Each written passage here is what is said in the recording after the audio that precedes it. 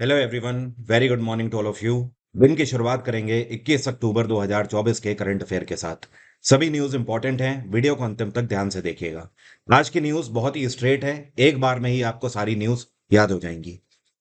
जो current affair की PDF है, आप उसे मेरे टेलीग्राम ग्रुप से डाउनलोड कर सकते हैं डेली के डेली। इस पीडीएफ में केवल करंट अफेयर ही नहीं होती है, स्टैटिक जीके का भी काफी कुछ तड़का होता है।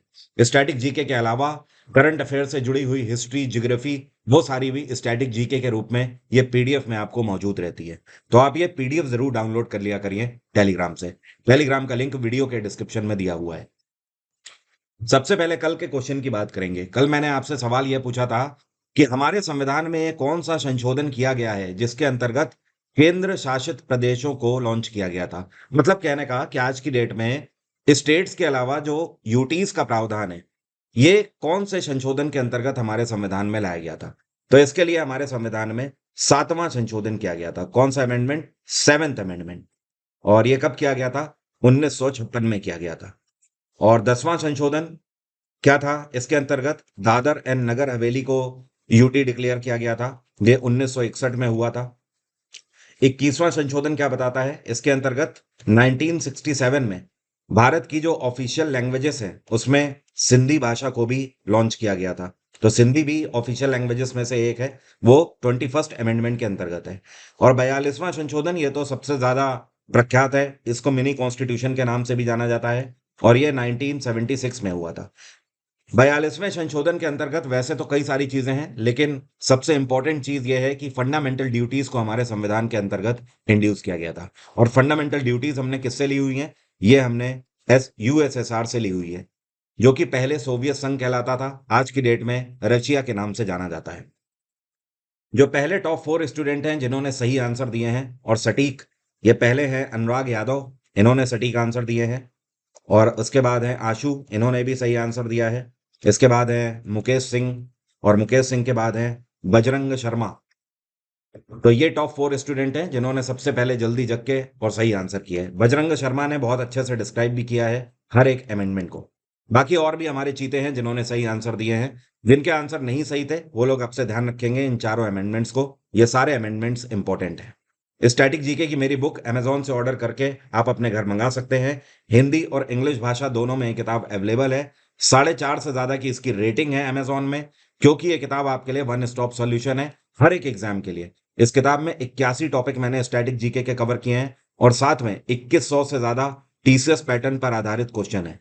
तो एग्जाम कोई भी हो, स्टैटिक जीके की सारी टेंशन इसी बुक से आपकी पूरी कवर हो जाएगी। आपको उसके अलावा कोई भी टेंशन लेने की जरूरत नहीं है स्टैटिक जीके की। अब शुरू करेंगे आज के करंट अफेयर। हाल ही में ये कौन सी राज्य सरकार है जिसने अपने राज्य के अंदर दतिया डिस्ट्रिक्ट हॉस्पिटल और साथ में यहीं के मेडिकल कॉलेज में महिलाओं की सेफ्टी के लिए पिंक अलार्म्स इंस्टॉल किए हैं? मतलब हिंदी में बोले तो गुलाबी अलार्म्स। तो इसको लॉन्च किया गया है मध्य प्रदेश सरकार के द्वारा। दतिया कहाँ पड़ता है? एमपी में ही पड़ता है। तो एमपी के अंदर जो डिस्ट्रिक्ट हॉस्पिटल है और मेडिकल कॉलेज है, दोनों में ही इस तरीके के अलार्म इंस्टॉल किए गए हैं। तो देखिए, इसका मेन उद्देश्य ये है कि हॉस्पिटल के अंदर या मेडिकल कॉलेज के अंदर महिलाओं को अगर किसी भी तरीके की दिक्कत हो रही है, चाहे फिर वो हेल्थ से रिलेटेड हो और चाहे फिर वो किसी भी तरीके की बुलिंग से रिलेटेड हो, जैसे कि मान लीजिए हैरेसमेंट वगैरह का कोई केस है या उन्हें परेशान करने की कोशिश कर रहा है, तो जैसे ही कोई भी महिला इस अलार्म को प्रेस करेगी, ये अलार्म जो कंट्रोल रूम होगा वहां तक पूरी इंफॉर्मेशन भेजेगा, और साथ में ये भी बताएगा कि कौन से फ्लोर से और किस रूम से अलार्म बजाया गया है। तो 5 मिनट के अंदर जो सिक्योरिटी पर्सनल्स होंगे वो तुरंत महिलाओं की सहायता के लिए पहुंचेंगे। पूरे भारत भर में पहली बार इस तरीके की फैसिलिटी लॉन्च करी गई है। और दरअसल ये जो आइडिया है, ये यहाँ के जो डिस्ट्रिक्ट कलेक्टर हैं, इनका नाम है संदीप माकिन। क्या नाम है? संदीप माकिन। तो इनके दिमाग से ये उपज निकली थी और इसको इम्प्लीमेंट यहाँ पर किया गया है। वैसे 5 मिनट का जो यहाँ पर बफर लिया गया है, ये भी काफी ज्यादा है, क्योंकि अगर किसी भी गतिविधि को अंजाम दिया जाता है या किसी भी क्राइम को अंजाम दिया जाता है, तो वो मुश्किल से 1-2 मिनट के अंदर हो जाता है। तो मेरे हिसाब से ये जो बफर है इसको और कम करना चाहिए। 2 से 3 मिनट का बफर रखें तो ही ज्यादा सही है, 5 मिनट तो बहुत ज्यादा डिले हो जाता है। खैर, सबसे पहली चीज शुरुआत हुई वही अपने आप में अप्रिशिएटिव है।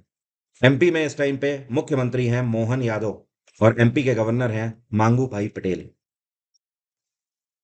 इंडियन कोस्ट गार्ड के द्वारा हाल ही में कौन सी एक्सरसाइज कंडक्ट करी गई है। तो इंडियन कोस्ट गार्ड ने हाल ही में सफलतापूर्वक सागर कवच नाम की मिलिट्री एक्सरसाइज कंडक्ट करी है। और ये जो एक्सरसाइज है ये गुजरात के कोस्टल एरिया में और दमन दीव के कोस्टल एरिया में कंडक्ट करी गई है।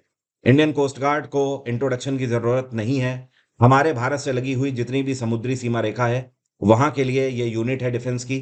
और हमारे जितने भी समुद्री सीमा रेखाएं हैं उनको प्रोटेक्ट करने का काम करते हैं कोस्ट गार्ड। इसके अंतर्गत marine police, Indian navy, Indian coast guard और एरियल सर्वेलांस यूनिट इन सभी ने हिस्सा लिया है, ताकि अगर इस तरीके की कोई भी घुसपैठ होती है या कल को कोई भी ऑपरेशन कंडक्ट करना पड़ता है तो नेवी की सारी यूनिट्स एकजुट होकर एक साथ ऑपरेशन परफॉर्म कर सकें। क्या आप मुझे कमेंट बॉक्स में लिखकर बता सकते हैं इस टाइम पर इंडियन कोस्ट गार्ड के चीफ कौन है? अगर पता है तो कमेंट बॉक्स में लिखकर बताइए। हाल ही में 2024 का WR चेस मास्टर्स कप किसने जीत लिया है?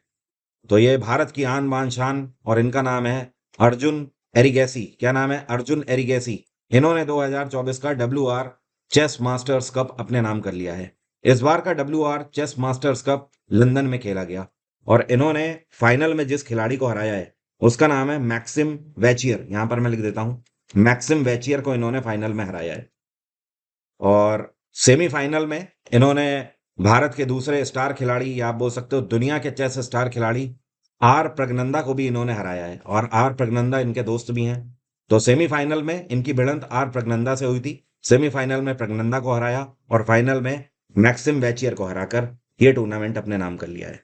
अब अर्जुन आने वाले टाइम पर यूरोपियन कप के लिए खेलने जाएंगे, जिसको यूरोपियन चेस क्लब कप के नाम से जाना जाता है।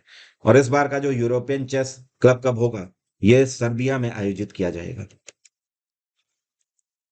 हाल ही में चौथे ऐसे भारतीय बैट्समैन कौन बन गए हैं जिन्होंने टेस्ट फॉर्मेट में 9,000 रन बना लिए हैं?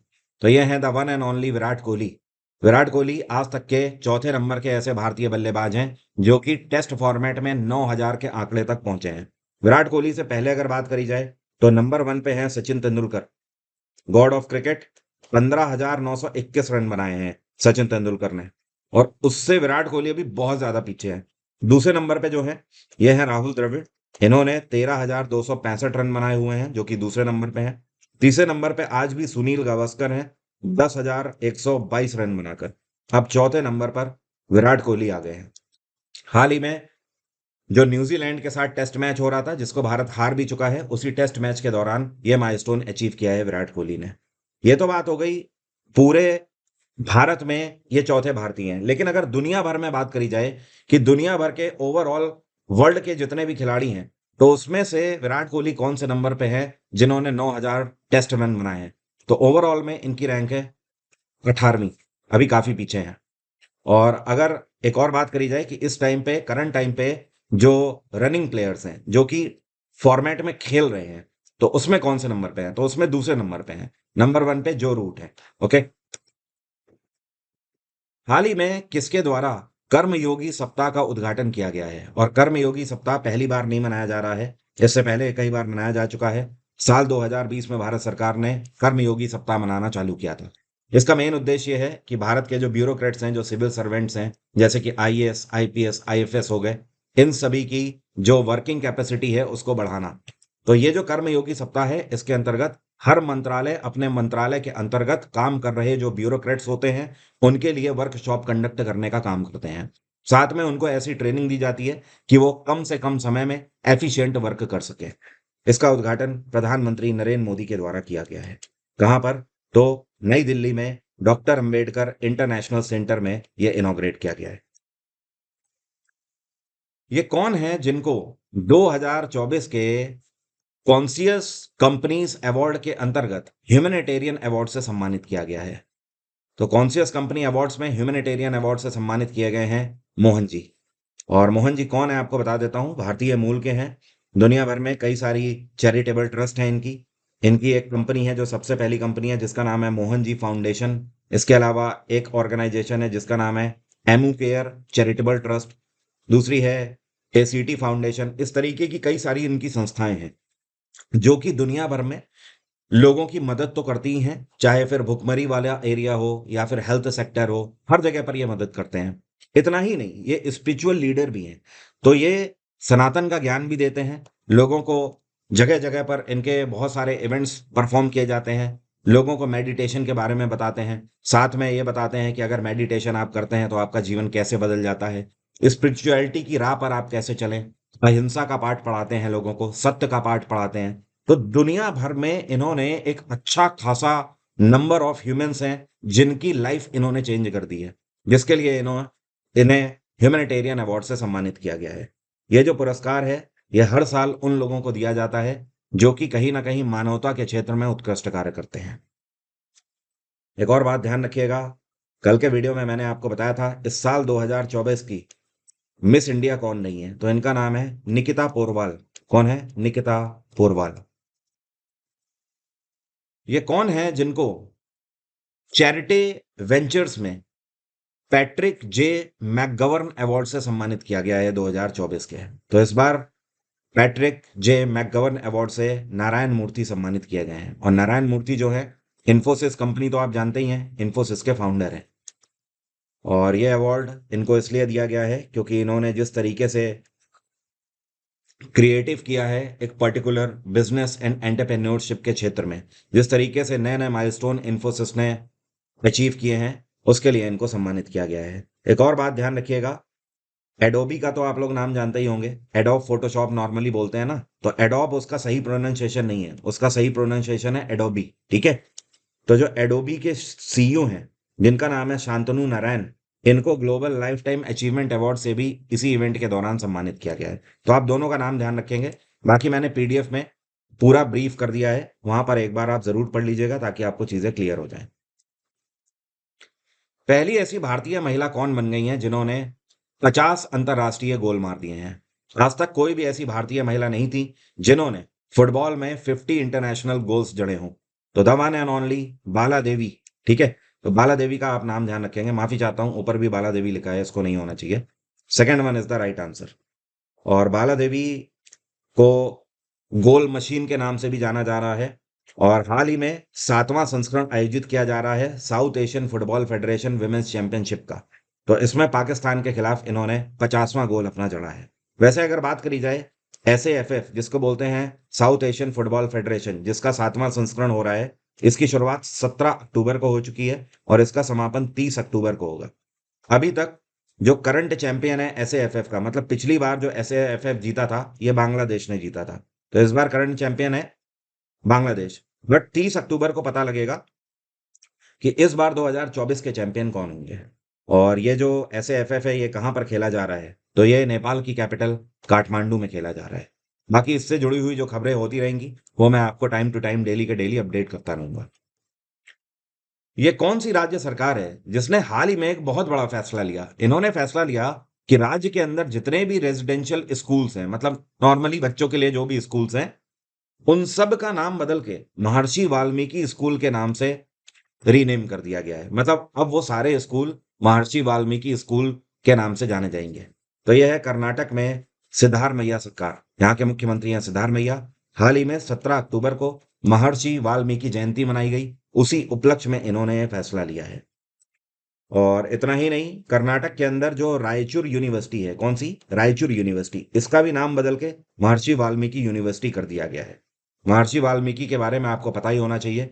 इन्हें, ये पोएट तो थे ही, लेकिन इन्हें आदि कवि के नाम से भी जाना जाता है। किस नाम से? आदि कवि। अब इन्होंने किया क्या है तो आपको पता होना चाहिए। रामायण की रचना इन्होंने ही करी है, वाल्मीकि ने। तो एक तरीके से आप बोल सकते हो रामायण को कविता फॉर्म में डिजाइन करने वाले, रामायण को पहली बार लिखने वाले वाल्मीकि ही हैं। और इन्होंने जो रामायण लिखी हुई है उसमें 24,000 श्लोक हैं। ठीक है। इसी वजह से इन्हें आदि कवि के नाम से जाना जाता है और उन्हीं के नाम पर महर्षि वाल्मीकि स्कूल्स इन्होंने नाम रखा हुआ है। और कर्नाटक में गवर्नर हैं थावर चंद गहलोत। ये कौन से दो देश हैं जिन्होंने आपस में लेबर मोबिलिटी पैक्ट साइन किया है? तो ये दो देश हैं भारत और जर्मनी। अब ये लेबर मोबिलिटी पैक्ट है क्या, समझिए इसका मतलब।